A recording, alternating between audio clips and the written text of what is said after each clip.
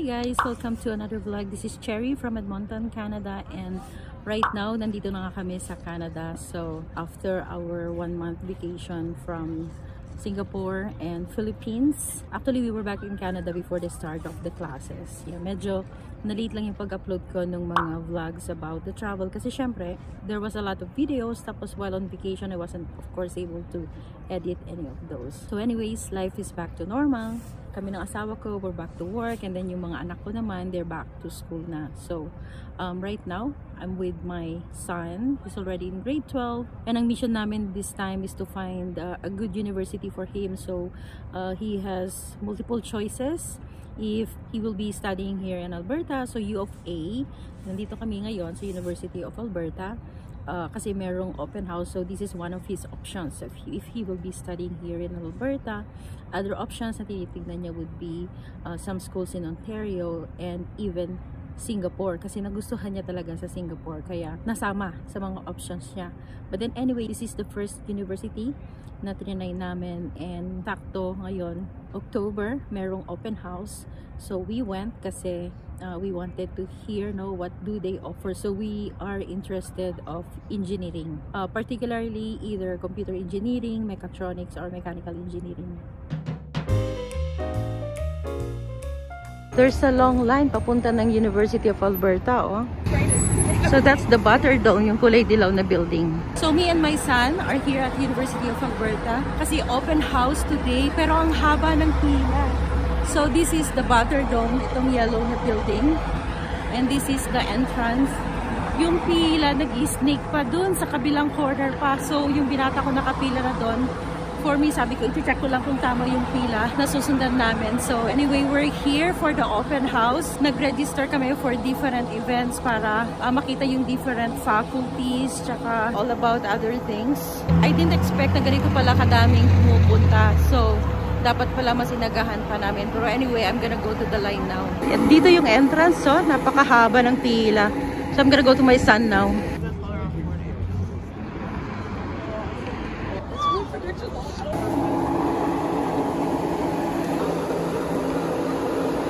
Yeah, somehow it's moving fast naman.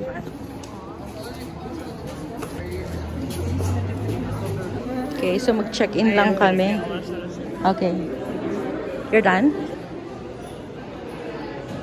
Okay, so welcome to University of Alberta, Butterdome. Oh my God.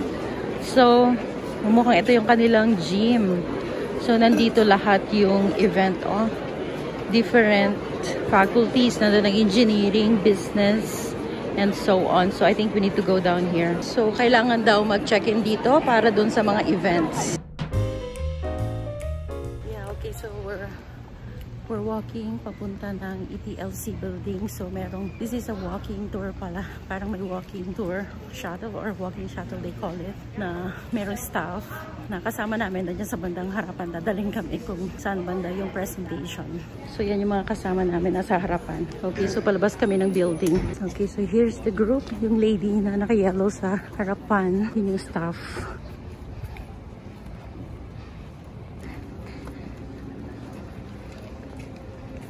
So we're still walking with the group. Papunta kami ng engineering.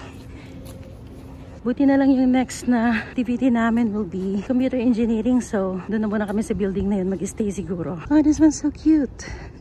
Yeah, I've never been here at University of Alberta. It's actually my first time. Pero yung anak ko nakapunta na daw dito before. Dahil sa IB subjects niya sa high school, napunta sila dito na mga kaklase niya. I wasn't prepared for this walking. I didn't know na ganito pala. Dadalhin ka pala sa iba't ibang building. Hinihingal na ako.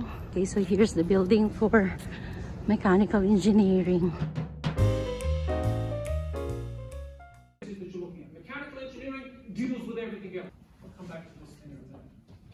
I'll talk about exactly what co-op is in a moment, but essentially we take one of your work returns in the co-op and we turn it that they can join the... Okay, so we're done with the first event. We're here now for the second event. Okay, so here E1003 for computer engineering naman. Let's go. Okay, so the same auditorium din lang pala yung pupuntahan namin. So Dalawa lang yung pintuan, magkaiba lang yung label. Ayan, so tapos na yung una. Ito rin yung natendan namin, pero itong pangalawa na 11 AM, Electrical and Computer Engineering. So getting ready for the second session. Associate Dean of Undergraduate Studies. It's a new program that just approved options. So you can choose to do computers and your, for example, in the last year, for example, mechatronics only has courses in math, calc, half computer software, half computer hardware, how to build those. In September in engineering, they have the option to choose this program next year. Okay, so we're just done with the second session. There's my son. It was a good session. We learned a lot about engineering, the different disciplines, the different courses, subjects, and what to expect, potential work, what industry, mga ganyan. So it's really nice to attend the open house.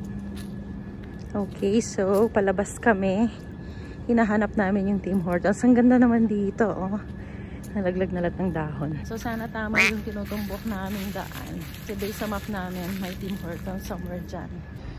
So it's so nice here, oh. Fall na fall na. So ito pala yung Mechanical Engineering building. Tapos ito naman yung building ng Electrical and Computer Engineering Research. Ganda dito, oh. Okay, based on our map, mukhang nandito sa loob yung kainan. Sige, just go. Okay, akyat daw kami. Baka nasa taas. So, dito nga sa taas, canteen ng mga estudyante. So, nandito kami sa Electrical and Computer Engineering building. Yan, Tim Hortons. Kitang building na to. Canadian Natural Resources Limited Natural Resources Engineering Facility. Okay, so since merienda lang naman yung available dun sa Tim Hortons doon, we decided to just go to the U of A bookstore kasi may mga iba pang kainan doon like Subway, Edo, and something more. So ang tinutumbok namin is yung bookstore. May mga kainan na dito. Hopefully this is the one.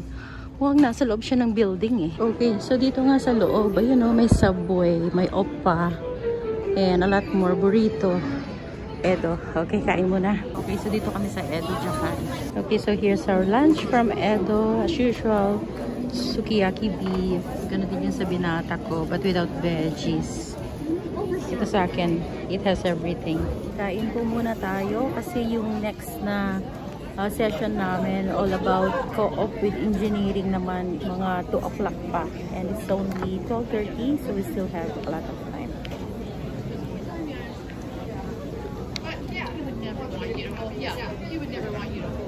So yung bookstore pala ng University of Alberta saka itong kainan nasa isang building. Okay, so tapos na kaming mag-lunch. Meron pang 1 oras bago yung last na session namin. So nakaupo lang muna kami dito. Buti na lang hindi ganun kalamig today, 15 degrees.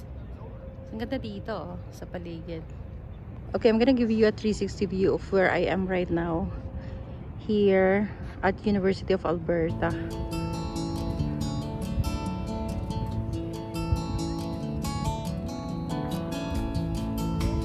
Ganda ng mga trees, oh, kasi fall. We're at the middle of fall season.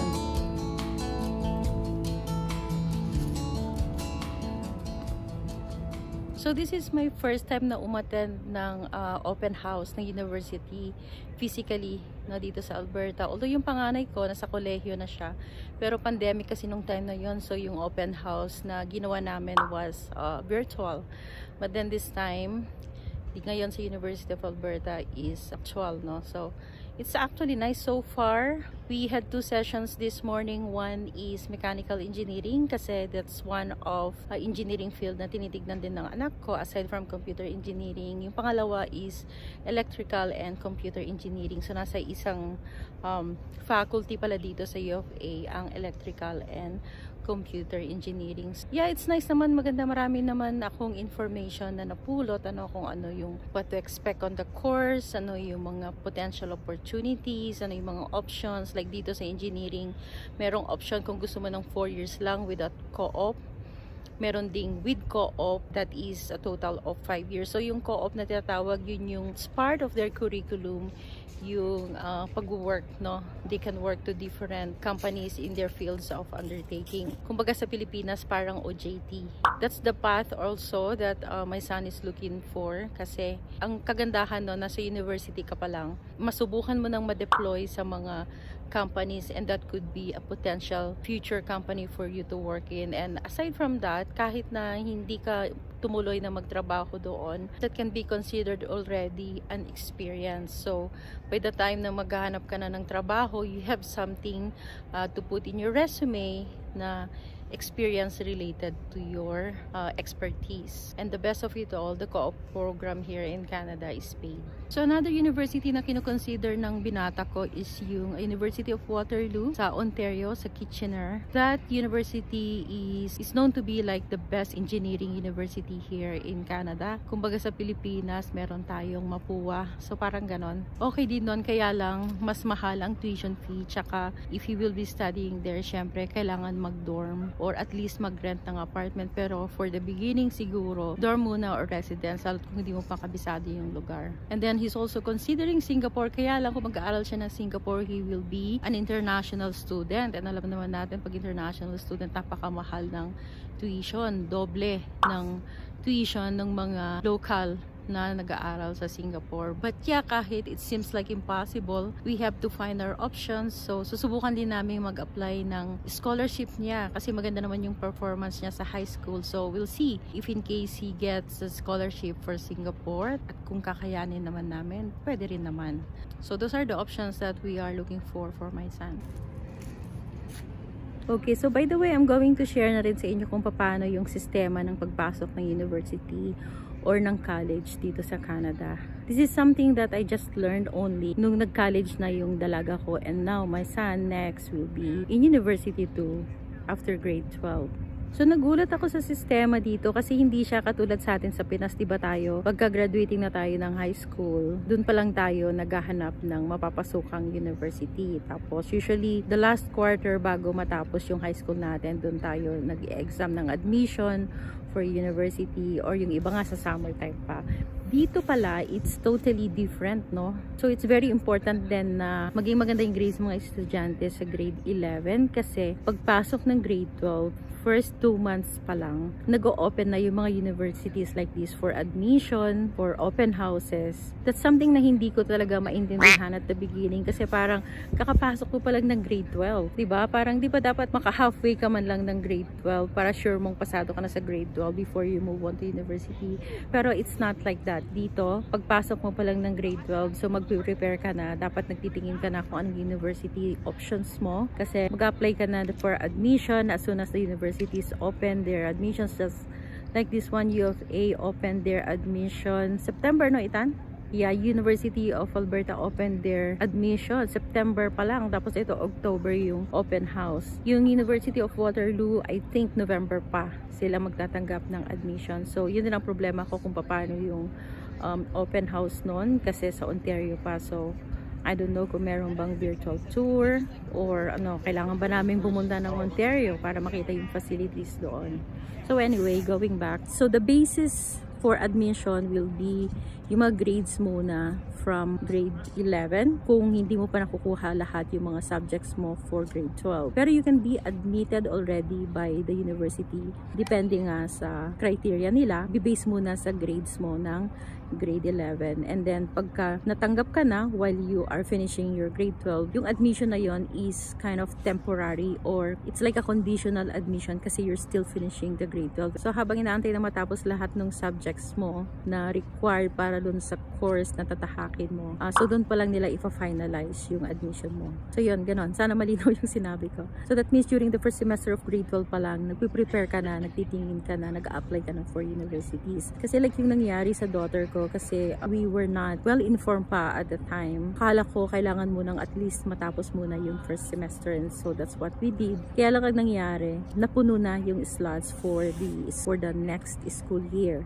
Yun din yung reason pala kung bakit kailangan mong maagang mag-apply kasi kahit na conditionally accepted yung mga estudyante, but then again, May mga school na first come, first serve. Yung iba naman talagang tinitignan yung ranking ng grades, ganyan. May cut-off din kung ilan yung tatanggapin nilang estudyante for a year. So yun yung kagandahan na mag-apply ka ng maaga. So yung nangyari nga sa dalaga ko. So late na kami nakapag-apply. Nung natanggap siya, bali yung start of school year niya, hindi na fall of the year, but the winter time. So nag-start siya ng January instead of September. Yun. So ganyan ang sistema ng pagpasok sa university or sa college dito. And every university, of course, meron silang, wala namang entrance exam, pero may mga required na subjects for whatever course. Halimbawa, kung engineering ka, syempre kailangan ng mathematics, chemistry, physics, mga ganyan. Tapos may mga, depende sa university, merong mga certain grades, merong 70%, merong 80%, which ang university is mataas, 80% and above. So yung next session na attenan namin ngayon ng 2 o'clock, mga 45 minutes pa, is about co-op naman in engineering. So sinign up ko itong binata ko for co-op kasi I wanted to understand more yung program nga ng co-op. Gusto ko rin sana yung about payment tsaka kung paano mag-apply ng student loan. Kaya lang nagkataon naman na yung program na yun the same time as the co-op for engineering. So I chose the co-op instead. We haven't tried to apply for student loan yet, pero that is something that we're looking forward to kasi something I realized, no, kasi kahit na kung halimbawang meron ng university budget na yung mga anak natin, I just realized na bakit hindi na lang mag-student loan kasi I think yung student loan hindi naman aandar or hindi naman magi-interest yun until they're done with schooling. And so, pwede namang yung budget mo for education, pwede mong i-invest na lang muna yung pwedeng kumita somewhere and then you just use the student loan. I think that would be a good idea.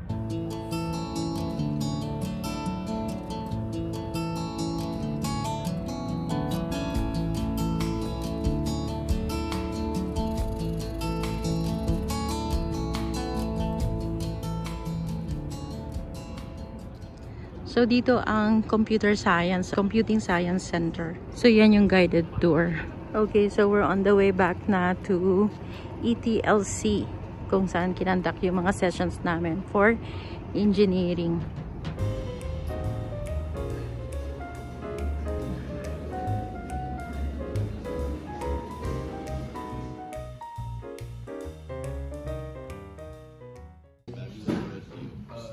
This is available to you and provide some information about opportunities outside of Edmonton. It's a great experience being independent.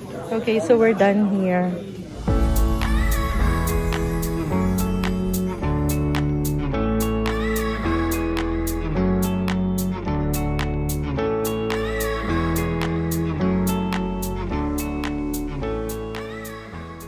Okay, so we're here right now sa WEM. Bago umuwi, may bibili lang kami dito sa may Paris Baguette. Itong Paris Baguette dito sa WEM. Medyo fairly new to eh. Nag-open to before summer. Okay, mag-uwi lang tayo ng pastry kasi yung dalaga ko nagre-request. Okay. So, kuha tayo ng tray. Oh, he wants the plain croissant. How much do you want? Two? Yana wants that one. The strawberry croissant. Yes. And then get me this one. This is my favorite. Fruit pastry. Get me 2 for that. Okay. Get me 2. Meron din silang mga savory na pastries. Tapos ito yung may mga fruits. Yun ang paborito ko. This one's 2. Yeah, lately na-addict kami sa mga pastries nila. Ito, milk buns. Gusto nito ng dalaga ko.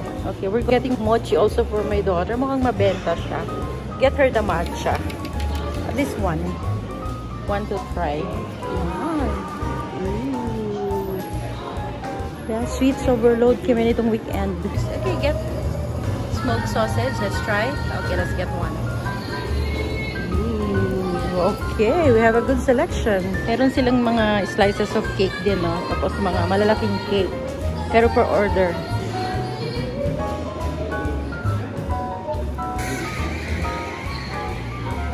Ayan, tapos lalagay nila sa box. Okay, we're done. So, yung Paris Baguette, dito lang siya sa, sa tapat ng casino. So, nandito sa side na to, yung seating. Yan. Usually, maluwag dito eh. Oh, I wish nga lang na sana yung Paris Baguette doon na lang nilagay sa may baba, doon malapit sa boat. Kasi doon masarap, diba, tumambay.